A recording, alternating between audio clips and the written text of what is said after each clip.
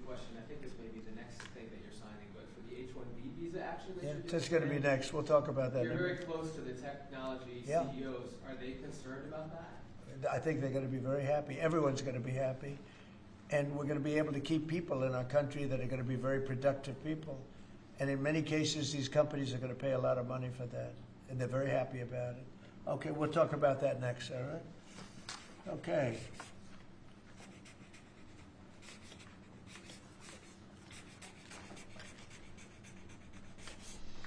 My friend, why don't you keep that, okay? Thank you. Done such a good job. Okay. It's phase one. John, are you happy? Thank you. Okay, let's go. Thank you, Mr. President. One of the most abused visa systems in our current immigration system has been the H1B non-immigrant visa program. This is supposed to allow highly skilled laborers who work in fields that Americans don't work in to come into the United States of America. What this proclamation will do is raise the fee that companies pay to sponsor H1B applicants to $100,000. This will ensure that the people they're bringing in are actually very highly skilled and that they're not replaceable by American workers. So it'll protect American workers, but ensure that companies have a pathway to hire truly extraordinary people and bring them to the United States to work. We need workers.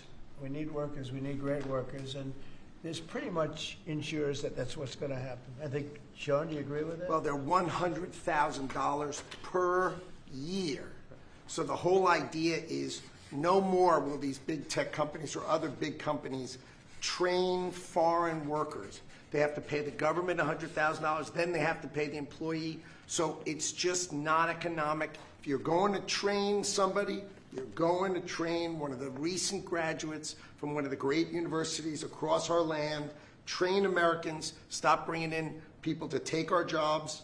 That's the policy here, $100,000 a year for H1B visas, and all of the big companies are on board. We've spoken to them about the gold card. They love it. They love it. They really love it. They need it. Go ahead, Sean. Mr. President, it seems like there's two categories of visa programs. The H-1B, that a lot of people believe take American jobs, and then the gold card and programs like EB-5 that add value and jobs to America. Is that sort of how you look at the visa program? Well, ideally, look, if somebody's got the people, they're not going to want to spend $100,000 as an example in your second category. So it's not taking jobs.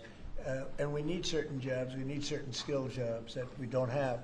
But they won't be taking jobs because, you know, ideally the people aren't going to want to, they're not going to have. Investing in America. Right, that's right. So that's what I'm asking. They're really investing It seems in like America. you have two categories. One, the Secretary left me, the gold card and EB-5 that create jobs, add investment, and then there's other ones that seem to take, you know, whether it's a J1 and O or an H1B that take U.S. jobs. Yeah, it's pretty correct. I mean, I would say that's a correct assessment.